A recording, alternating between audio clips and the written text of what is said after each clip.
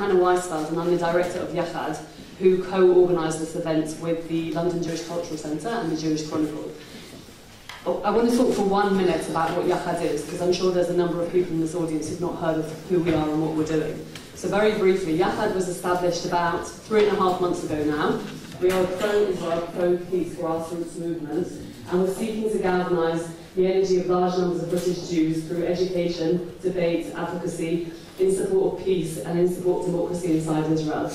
And Yachad came out of months and months and months of conversations with a large number of people from across the community, and a growing sense of two things really. One, a sense of urgency, and one, a sense of frustration. And the urgency came from a feeling that actually for a long time this community hasn't spoken out in support of what we believe to be in Israel's best long-term interests. We haven't spoken out in support of peace. We've often been afraid to say what we think is good for Israel and good for her future, and it's time for diaspora Jews to step up and play their part and trying to help to find a solution to the conflict in the region. And the second thing, a sense of frustration that many people in this community have felt excluded and have felt that the way in which the conversation around Israel and how it's been conducted has not been inclusive and has pushed people to the margins when they haven't agreed with the mainstream position in the community, or they felt critical, or they've wanted to voice an opinion which is not traditional in its support for Israel. And what we are trying to do is to host that conversation and to host that debate and ensure that people can have within our own community a healthy and positive conversation and relationship with Israel. We're very new, we're 3.5 months old, we have over 2,000 supporters, we're doing a whole wide range of activities, and I really encourage you, if you're not sure about us, if you're not sure you agree, you are sure you agree, on your seat you've got postcards, fill in your details and you can give them to me, Ilana who's sitting at the back, Howard who's sitting at the front, and we're very happy to stay around and talk to you afterwards and answer your questions. I'm going to hand over to Martin, who's the chair of our panel. Martin is the political editor for the Jewish Chronicle, also writes for the New Statesman, and you can find him blogging all over the internet, in fact. Martin has kindly agreed to chair the panel for the evening, and he's been primarily the person who has, I suppose, steered the conversation within the Jewish Chronicle about Israel and in relation to the vote of the United Nations, so he's well placed to handle proceedings for the evening.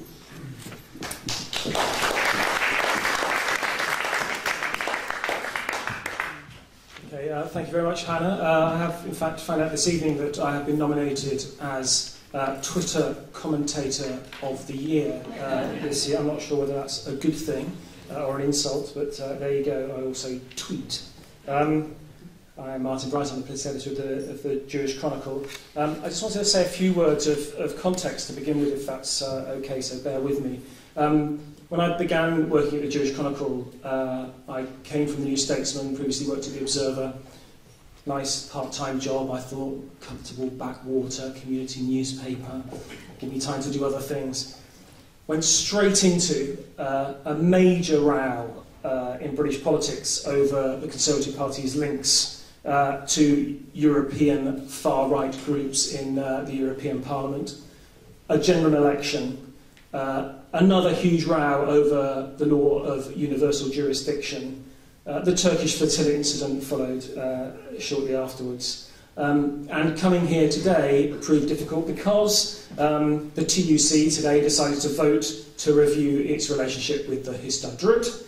At about 4:30, 5 o'clock, David Cameron's office rang to say that he was announcing UK withdrawal from the Durban III conference. And tomorrow, the law on universal jurisdiction will get the royal assent, I am told, although anything can happen between now and then. Next week, the UN General Assembly will vote on the possible unilateral declaration of Palestinian statehood. So much for a quiet life. The point I'm making really is that I've always felt, even before I worked at the Jewish Chronicle, that this was a local newspaper with a kind of international aspiration. And it has to be really because the Jewish community in this country is at the heart of the most compelling and challenging issues that we face in the 21st century. This brings us to our subject tonight, Palestinian self-determination, the title of the of the event is Israel, Palestinian statehood, and the UN vote. And I have to admit at the outset that I remain, despite all the work that we've done on the JC on this issue, deeply confused. The bid for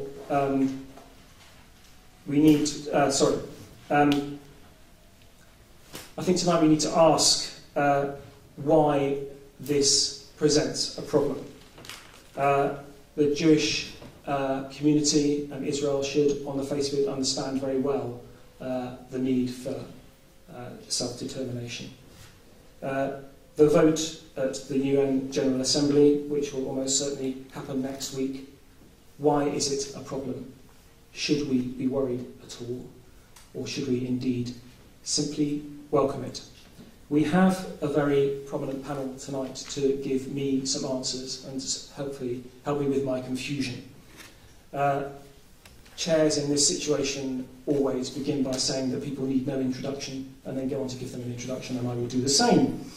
To my far left is David Landau, who should be known to most of you, brought up in this country, worked for many years as a prominent journalist in Israel, and is currently serving as the Israel correspondent for the Economist. Alon Pinkas, to my immediate left, is an Israeli diplomat who most recently served as the Consul General. Okay, is a retired happily retired Israeli diplomat. It's not, I thought maybe is it like sort of some military people where you are always a diplomat for the rest of your life. But currently a foreign affairs analyst for Fox Television and Israeli channels, heavily involved in Israeli-Palestinian negotiations over the years. To my immediate right is Yossi Mekelberg, an expert in international relations, now an associate fellow at the Middle East Programme at the Royal Institute of International Affairs, otherwise known as Chatham House. And to my far right is Gidor, and the only information I've been given about Ran is that he's the Councillor for Political Affairs at the Israeli Embassy in London, which is what happens when you are a serving diplomat, I guess.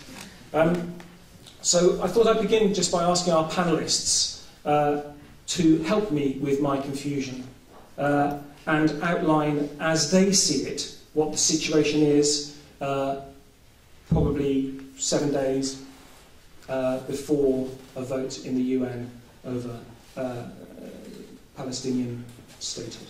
So I'm going to begin by asking Yossi. Thank you. Thank you very much, and it's a pleasure to be here, and especially sharing a platform such distinguished panel. I thought that I need to cover a bit of the context of it in 5 minutes, so here we are, quite a bit to cover. I think it's interesting that no one actually mentions the date of yesterday, which was the 13th of September, which was 18 years since the signing of the Oslo Agreement. It's kind of, it's all gone, it's not important anymore. And I think any one of us who can kind of track back and look what happened there, everyone thought this was the beginning of the end. And the idea that 18 years later we're still actually, I don't know if square one or even before, just before square one, trying to rebuild what was in many ways, instead of building peace, actually destroying the possibility of some coexistence and reconciliation, I think tells a lot. What I want to, in my opening remarks, is to look at these 18 years. I think what I see is 3.5 approaches, or 3.5 paradigms to the peace. The first one was Oslo. The Oslo was good intention. The idea was that we know what is the end game, but we are not going to tell anyone because the people are not ready for this. So even we know that it's based on two-state solution, give or take 4th of June 1967, and Obama didn't say anything new about it a few weeks ago. But we are not ready to go back and to tell the respective constituencies. That's the compromise that we are supposed to make in order to live in peace with one another. So we'll resort to gradual measures and confidence-building measures. This, of course, collapsed completely. Instead of CBMs, we got DBMs, distracting building measures. And that was left, actually, this phase was left in tatters, with letting the extreme groups on both sides actually to derail the process. So the move to the next phase was the Camp David one. Camp David one was the opposite of the Oslo. We don't believe in building confidence because there is no confidence. We don't trust each other. So let's just go for the big move. Lock ourselves in Camp David and deal with all of it. It was ill-prepared, ill-timed. I think it did also from the Israeli side with a bit of arrogance. The idea that here I have, in a very Barak style, here I have a great solution for you. Why don't you understand that this is good for you? Instead, actually negotiating it and understand that both sides need to make compromises. And the idea also built, and probably one of the worst legacies of Camp David was the legacy that there is no partner. And then I think for the last 11 years, well, of course, the Second Intifada left a legacy of violence and destructions and death, and lost any trust between the sides, but also the legacy there is no partner on the other side. Anyone that did the negotiation 1-1 knows that you build partners, you create partners, you help partners to emerge. You never go negotiate and say, I don't have a partner, I just go and play it solo. From then came the third approach, which is the roadmap for peace, which is in many ways was a combination of both. A bit of this and a bit of that, and eventually nothing at all. And the idea was, let's build confidence, have a gradual, but have also an end game. Tell through the three phases that the roadmap was supposed to lay, into an end game, which is a two-state solution, Palestinians addressing all the issues. And I think we need to remind ourselves there is no peace between the two sides unless both sides live in security, both are secure, both enjoy self-determination, both, the refugees issue addressed, issues of resources are addressed. Jerusalem is the capital of both, Al-Quds and Yerushalayim as the capital. All of the issues addressed. Peace is based on the idea that at least it meets the minimum requirement of both sides. Otherwise, there is none. I'm afraid between two diplomats here to tell them, to say what is the essence of diplomacy. But this is the essence of negotiations. You don't get everything that you want. The problem is with negotiations is that you need to compromise, and you always have the people that want to destroy any such peace agreement. They tell you, we can give less and get more. It's easy to say when you don't have to negotiate. And when you are in this position, apparently you don't manage to do so. The roadmap, again, we can go into details why the roadmap collapsed, but there was no determination. The roadmap very much was based or revolved around a direct American intervention. There was an unfortunate president in Washington at the time that was less than dedicated to this. It was great on making decisions, but usually the wrong ones.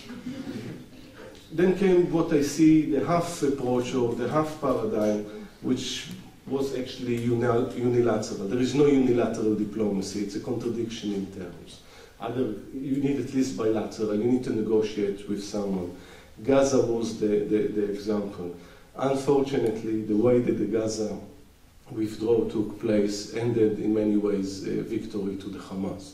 Instead of helping and negotiating with the Fatah, with the PLO, and handing them in a way sort of victory by getting Gaza and reinforce their position, it gave the Hamas the possibility or the opportunity to claim victory and say, you see, the same way that the Hezbollah push the IDF out of Lebanon, we did it in Gaza. Regardless if this is the case or not the case, myth and perception are important in politics and international relations, and hence we got this unilateral approach. What we are seeing right now is actually the Palestinians are subscribing to the same idea of unilateralism. There is no partner, so now you have two partners that don't believe that there is partner on the other side. So if they will actually start to look that maybe the no partners can be partners, it can change this reality. I heard in a conversation with a Palestinian minister that they gave up on armed struggle. Armed struggle belongs to the past. I think it's in many ways, again, it's very tempting to talk about the Arab Spring. Hopefully the Arab Spring will develop into Arab summer as well one day. And it's tempting to talk about Turkey, but what the Palestinian minister said, we gave up the Arab struggle. This is the time for, this is the Facebook generation, this is the Twitter generation, so it's not just a terrible insult to be part of this and be the Twitter of the year. So it means that you are really of the young generation, you're in touch with the young generation. But the idea that giving up the struggle and becoming the Palestinians are becoming the Gandhis of the Middle East. And so by declaring that they elevate themselves to the state of, they elevate them to become a state, and then negotiation won't be between a state and some political entity, but it will come between a state to state. And then also from international law, and we can leave it to the Q&A, from international law point of view, applying back to the resolution 481, 194, all of them 242, 338, any resolution that we'd like to say, we come as a state. I think from the Palestinian point of view, there is an opportunity here and a danger, and I know I'm running out of time. I think there is an opportunity for them, yes, to declare a state and say, now we come sort of as equal from an international law point of view, and now take us seriously. I asked the same minister, okay, what happens the day after the declaration? Have you thought about it? There was silence. Have you actually thought how Israel is going to respond? Have you actually brought on board the countries, not only numerically majority, but the country that's going to matter? No, they believe that they create a momentum, and the momentum will carry it to where they want. I think the danger for the Palestinian is the minute that they declare a state, then the world is forgetting about them, because they forget that actually nothing has been resolved, because all the issue, the core issue of the conflict are not going to be resolved by declaring a state, maybe to a degree the self-determination, and the world say, why are you complaining? You wanted a state, you have a state. And this is, I think, the great danger. What I see from both sides is they became addicted in many ways to the status quo. They actually look more at the price of the compromise instead of looking at the heavy price that both of them are paying for the status quo. How the Israeli government, maybe there are other people on the panel that are better positioned to say how the Israeli government is going to react to the declaration of statehood, but in many ways it became a self-fulfilled prophecy that there are no partners anymore, but it's not only the Palestinian side, the Israelis are not partners anymore for peace negotiation. Thank you. Thank you. For dancing, ballet, and I thought, there's a corner of Anglo Jewry that's reacting rationally to the, the follow-up of 1947. Right? The Jews of Palestine, or the Yishuv, all went out onto the streets and danced when the United Nations passed its resolution on the 29th of November 1947, creating a Jewish state and an Arab state in Palestine. And now, after a hell of a lot of blood has been shed, maybe we're going to witness the closure of this process. And that's certainly something to dance about, and I was hopeful that we were going to have a dance evening, but it doesn't look like we are, but that was my... It could yet happen, David. The reason why, in my brief couple of minutes, I refer to 1947 is because there's nothing really new under our sun, and the real reason is because I've just completed a book, which I'm going to promote now with President Shimon Peres about Ben Gurion, and it's coming out next month, and you can buy it on Amazon already. The whole point of this book is to remind us all that the great issue of the conflict was resolved once by our founding father, Ben Gurion, by accepting the partition of Palestine, on which the 1947-1948 resolution of war were predicated. They're premised on the unfortunate fact that whereas we want the whole of Eretz Israel, and it's not being greedy, it's our sacred and precious land, but by the time Herzl came up with the idea, it was populated by another people, and so the world suggested that we partition it.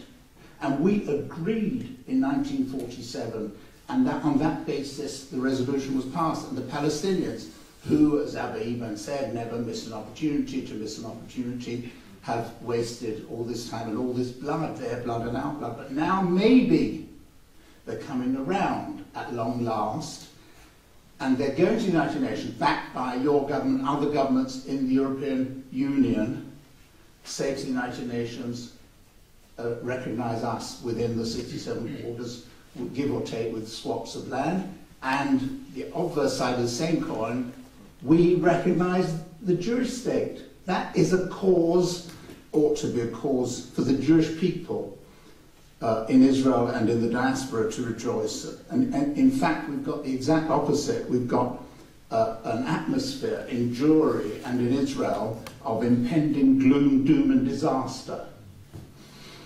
And talk, mainly by our government, by our Prime Minister, of the delegitimization, it's the current term, of Israel by its enemies. And what brings me here, frankly, this evening, what drives me, what impels me to try and assist Yachad and Hannah in the work that they're doing, which I so deeply believe in, is because I feel that the Jewish people, as all of us, Jewish people is two halves of a whole, half in Israel, half in the diaspora. I feel we're in large numbers going astray and being led astray into realms of irrational and unempirical, messianic, impolitic, unstrategic, and ultimately pernicious dreaming.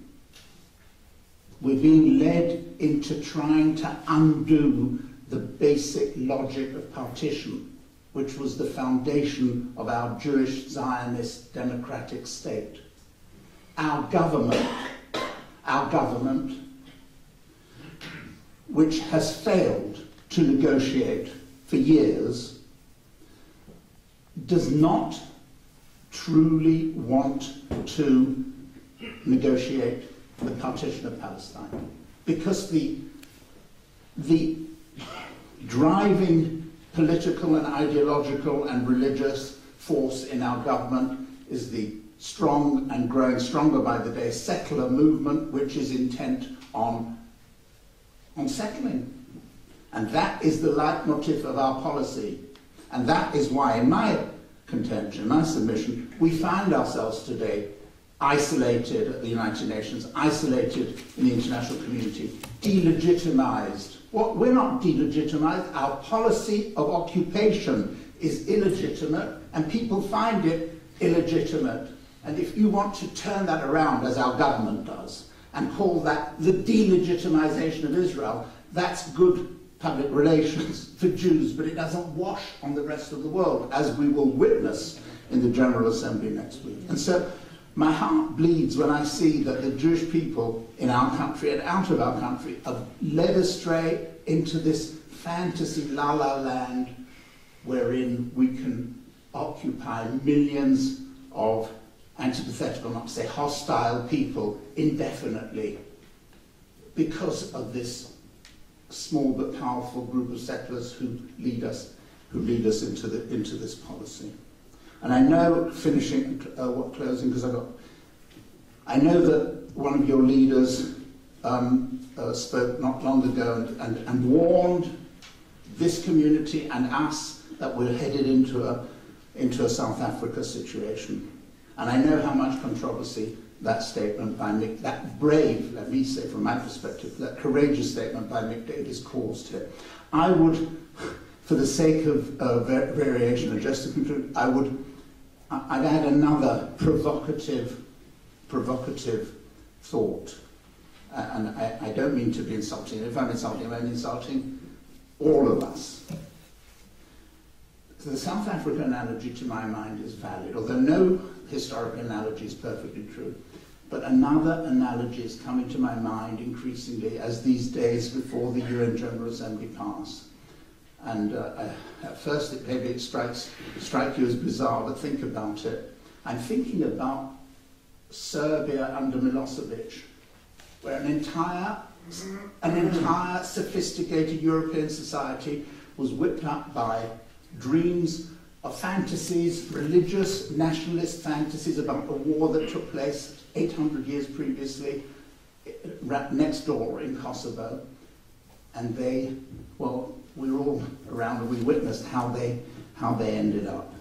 And I just say that not all the people in Serbia who fell under the spell of Milosevic were simple-minded or primitive or barbaric or fanatical. They were people like me and you. They were ordinary people who loved their country, loved their religion, loved their nationality, loved their history, and they were led astray by false promises, false words. So that's what I have to say that's what I have to say at this point. I'm hopeful that Martin, who ended by saying, and I quote, by asking, and I quote, should we simply welcome it being the UN resolution, I'm hopeful that we'll see that reflected in the leader of the Jewish Chronicle next week.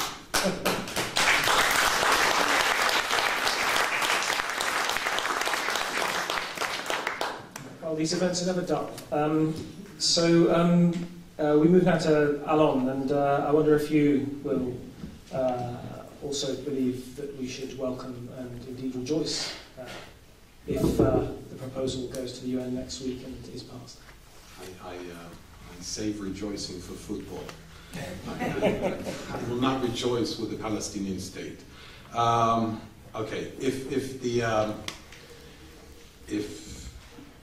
we're lamenting and eulogizing the peace process and the founding fathers' true intentions, then we can go back to 68 AD, when we were foolish and myopic enough to rebel against the Roman Empire, which brought us to this point right now. Rome could have been ours, pizza could have been Jewish food, we would have skipped 2,000 years of diaspora, and we would not have needed Resolution 181 in 1947. Sorry, but here we are, and I'll try in 2-3 minutes to somehow put it in order. First of all, September ceased to be just the 9th calendaric month for Israelis. I mean, for the last 6 or 7 months, the government in Israel has branded and depicted September as the month to end all humanity as we know it, and who knows why. And it's as if we've adopted the from Roman mythology that the month of September falls under the realm of Vulcan, which is the god of earthquakes, fire, and eruptions. Well, none of this is going to happen next week at the UN. So if the question is what will happen in September, the answer is, and I'm not trying to over-Jewish you and to out-Jew you, what may happen in September we shall find out in November. And I'll elaborate in a second. But the funny thing about September is as follows. There is a pendulum that best describes Israeli foreign policy and the Israeli psyche and the behavior of Israeli politics, or the body politic indeed. It's a pendulum that wildly swings between excessive hubris and inexplicable and uncalled for overconfidence, and then immediately, without any rational explanation, swings wildly into insecurity, fear, apprehension, panic, and hysteria, as is manifested by successive governments. And September is a case in point. Here you have Israel, a country of $30,000 gross domestic product per capita, 120 companies traded on NASDAQ, 7 Nobel laureates, spy satellites, the strongest military in the Middle East, Dolphin-class submarines, 1 nuclear reactor in Dimona, and we are scared shitless, excuse me for the expression, because a ragtag people called the Palestinians are going to the UN and applying not for statehood, but for a member state status in the UN. And they will not get it because the US will veto the vote in the Security Council, and the Security Council is the only organ authorized and mandated to recommend admission to the UN. Thus, the Palestinians will then go to the General Assembly. They will get, as Yossi said, a numerical majority. I don't know if it's going to be a qualitative majority, because who knows, I imagine Britain will abstain, but Rwanda will vote for them. So if you think Britain is more important than Rwanda, we won. The fact is, it's one man, one vote, or one country, one vote, in fact. And they will get 140, 150 countries supporting them, assuming or presuming that this is how they're going to go about this, that this is a resolution that will be submitted indeed next week. I don't know, things are dynamic, things could change. They will then gain something called observer state status. They cannot be a state, they will gain observer state status. That's good enough for them. That puts them on par with the Vatican, which means they can, well, not the way you think, but that means they can join any international organization as a quasi-state. That means they can subpoena witnesses into the International Criminal Court. That means they are accountable, but they can also hold us accountable, as Yossi mentioned, state to state. And that also means something else, that they can petition the UN to send to dispatch peacekeeping forces, since their territorial integrity is now interrupted and disrupted by the colonial presence of the Israeli military and Israeli settlements, quote unquote. Which means Israel will be facing not only a political landscape, which is new to it, but also a legal landscape, a different and entirely, comprehensively different legal landscape. Which leads me to the third issue. So why is Israel afraid? Conceivably, what Israel should have done to avert this crisis was to do something very simple. We think that a Palestinian state should be born out of negotiations. It has to be consensual, it has to be predicated on an agreement that both sides are happy with.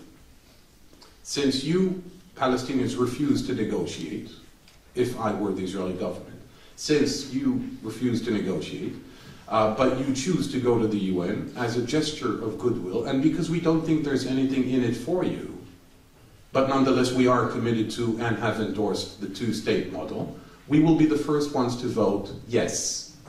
The moment we would have done that, this entire circus called September at the UN would not have existed.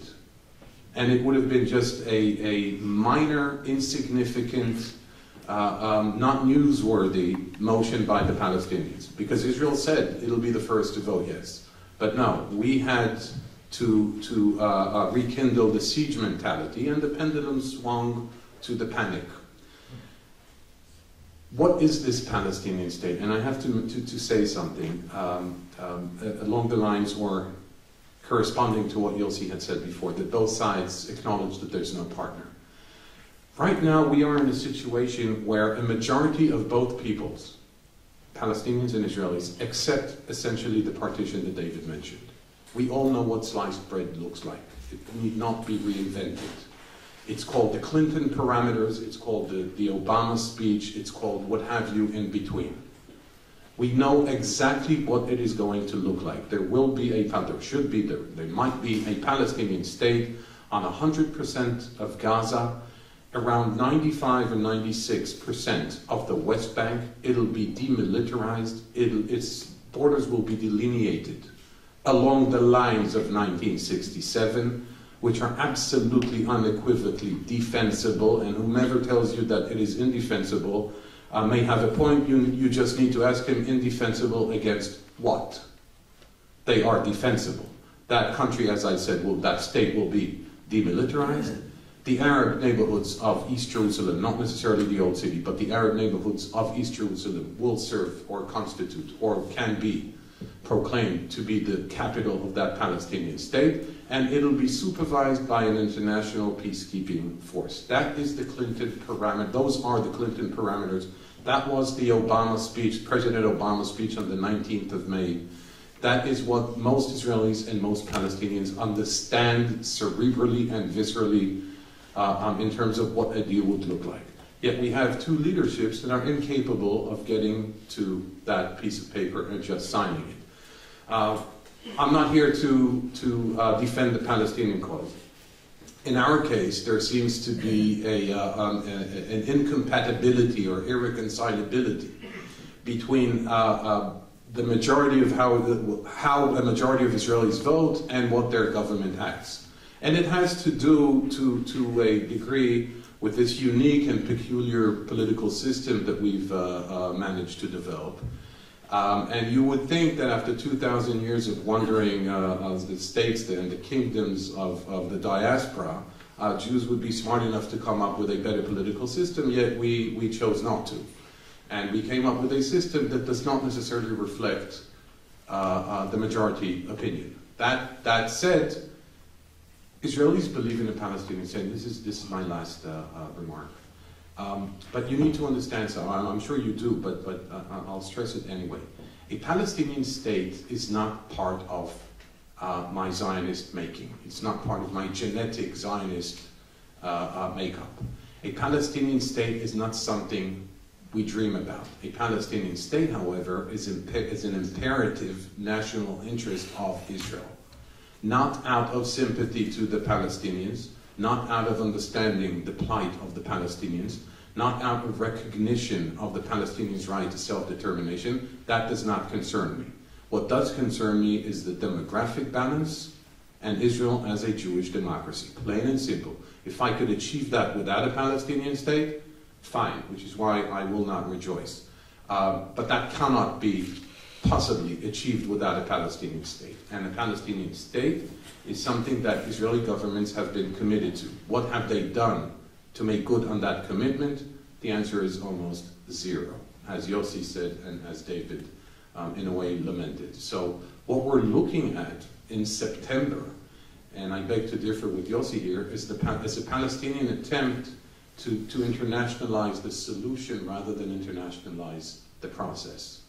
The Palestinians understand that if they wish to remain on the international agenda or on the attention span of the world media, they must not negotiate because there is a built-in and innate disincentive for them to negotiate, because this current government in Israel, with all due respect, cannot conceivably offer the Palestinians anything even remotely close to the Clinton parameters that I roughly described, which is why the Palestinians have reached a simple conclusion.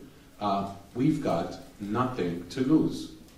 The only people who have anything to lose from the absence of negotiations right now are the Israelis. It's that simple. And I'm not saying this in a patronizing way or a critical way toward this current government, because that was true about other governments as far back as Mrs. Golda Meir's government.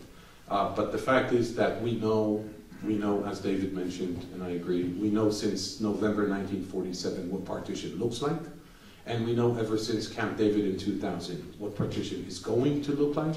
And the question is now a question not of details, but a question of political leadership and political courage, both of which are conspicuously absent on both sides, unfortunately.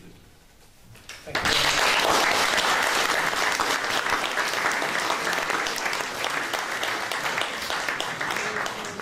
Okay, I will give the last word for the time being to Alon from the embassy. Typical JC, you might say, but that would be very unfair.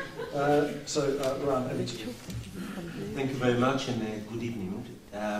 This is actually very, very challenging for me. In fact, I'm facing three major challenges here this evening. First one is attempting to say anything even remotely intelligent after my four co-panelists here is an uphill struggle. And it reminds me of a story sometimes told of the famous French-Hungarian film actress Zaza Gabor, who was famously married, I think, 8 or 9 times. And it is told that, I think it was her fifth husband. On the wedding night, immediately after the nuptial ceremony, he followed her back to the bedroom, whereupon he turned to her and he said, well, obviously I realize what I'm expected to do now, but being your fifth husband, I have no idea how to make it interesting. The second challenge is that I'm the only member of the panel here this evening who's a civil servant. That means that I not only earn far less than my colleagues here, but also that I don't have the intellectual flexibility to engage in the same way that the rest of you do and did. I'm here to promote and convey the Israeli government position, the position of the democratically elected government of Israel in the most persuasive way I can. Indeed, I'm here not only to convey and present this position, but also to actively promote it vis-à-vis the British government. And this is what I do during my daytime job. My third challenge is to do all of that in just 5 minutes. And this is why I apologize in advance for resorting to banalities and platitudes, because this is a very complex and highly nuanced topic. And trying to list the Israeli position, the Israeli policy arguments in just a couple of minutes is almost insulting to the rest of you, and I apologize in advance, but I'll be happy to expand later. So I will concentrate at this stage in mentioning the 5 key arguments that we've put forward so far. And interestingly enough, not one of them represents an exclusively Israeli point of view or Israeli interest. The first one is the diplomatic argument. I think most people, even the ones who criticize Israel within the international community, accept the premise that the best way to move forward is by both sides to return to the negotiation table. Well, for the Palestinians to get the ultimate prize, namely an international recognition and acknowledgement of their statehood and sovereignty through a multilateral process in New York, that means jumping the queue. They get to the end of the process without having had to engage in painful compromises. Once they get their statehood, what would cause them, what would bring them back to the negotiation table? I mean, it's an intellectual exercise in futility. Second argument is the legal argument. For the Palestinians to go to the United Nations in order to gain recognition of statehood and sovereignty means the end of the Oslo Accords. Now, this is not a threat. It's been presented by the British media as a threat by the Israelis. We will suspend the Oslo Peace Accords if the Palestinians go to New York. We wouldn't need to. For the Palestinians to go to New York spells the legal end, or the end of the Oslo Accords is a legal document. What's more, what exactly would the Palestinians be asking for? Let's suppose they get the recognition of independence and statehood. Which state would we be talking about? The West Bank, which has one government, or the Gaza Strip, which has another government, or both entities? Would it be one state, 2 states, or a hybrid? And we have to remember that the Gaza Strip is controlled by Hamas, which is a designated terrorist organization, designated not just by Israel, ladies and gentlemen, but by the United Kingdom, the United States, indeed the EU, Japan, New Zealand, Canada, and others.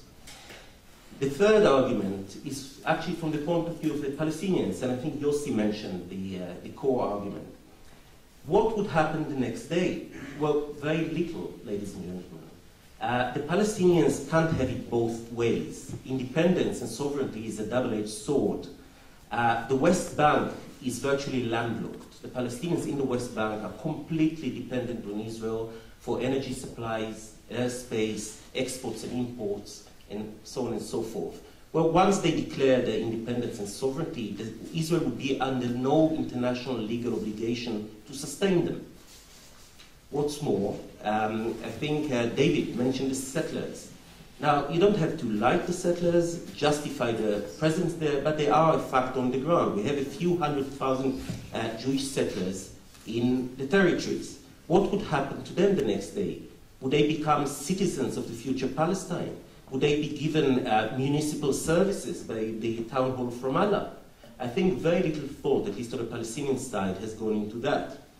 The fourth argument is one that I referred to before. It's the one relating to terrorism.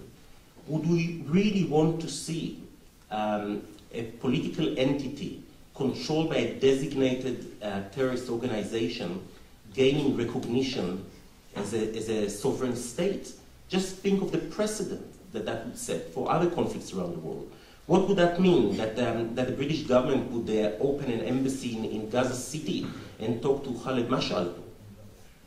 And fourthly and finally, this is an argument which is shared by the international community. In my previous overseas posting, I spent 3 years in Beijing. I was cultural and academic attaché. Of course, nobody believed me. Everybody just assumed that I was Mossad, because why would the Israeli government send a cultural attaché to Beijing? However, I remember that when I was there, I realized that Chinese people, when they wanted to swear or curse each other politely, they said, "May you live in interesting times." And we've been blessed with interesting times, especially in the past 7 or 8 months, the so-called Arab Spring. Now, everything is boiling up. Everything is in a state of almost complete meltdown, political, economic, ideological, in the Middle East. We've got regimes collapsing, disintegrating, right, left, and center. Do we really need yet another cause for regional instability? Now, the point about the Palestinian UDI, Unilateral Declaration of Independence, is just like other dramatic gestures. You know how you start it, you don't know how it's going to end. Just consider Jordan, for example. Jordan, which has been battling to contain its own civic unrest for the past 7 or 8 months. Jordan, as some of you I'm sure will know, has over 60% of its population are actually Palestinians. What would happen to them the day after Palestine gains a recognition of its independence and sovereignty? Would they move to the West Bank? Would they acquire dual citizenship? How would that affect the stability of the Hashemite kingdom? In short, the very last thing we want at the moment is yet another cause for regional instability. I will end here, but not before I take issue with just one point raised by David Landau. David Landau referred several times to delegitimization against Israel. Well, I've been here in London as head of the political section of the Israeli embassy for the past 4 years. And before that, I was head of the UK desk at the Israeli Ministry of Foreign Affairs. Maybe Mr. Landau has been spared some of my own personal experiences, but I've been lecturing all around the UK, including top elite universities like Oxford, Cambridge, St. Andrews, LSE, and elsewhere. Not once and not twice, ladies and gentlemen, I've had to deal with questions which were not borderline anti-Semitic, they were anti-Semitic. Most recently, I was on a panel speaking against 2 very venerable, middle-aged members of the Scottish Palestinian Solidarity Campaign. Throughout the talk, they refused flatly to refer to Israel by name. These were not Palestinian students or pro-Palestinian students. They were in their 60s, UK citizens. They only referred to Israel as the Zionist entity. This is the kind of language that comes out of Tehran very frequently. What's more, they said flatly that Israel was conceived in sin. And whereas they had nothing against Jews, in their mind, Jews were perfectly welcome to integrate into existing Arab states in the Middle East. And once again, I'm simply using this as an illustration. I heard it when I was talking at UCL, King's College, and other places, variations on the same theme.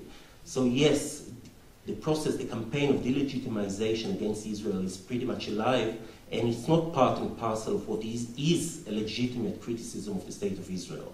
And as for the latter, I'm actually proud of the fact that some of the criticism is coming from within the Jewish community, because it means that the Jewish community doesn't speak in one voice, unlike, unfortunately, much of the Muslim community in this country. And this diversity of views is something that it's a challenge for Israeli diplomats to engage with. Thank you.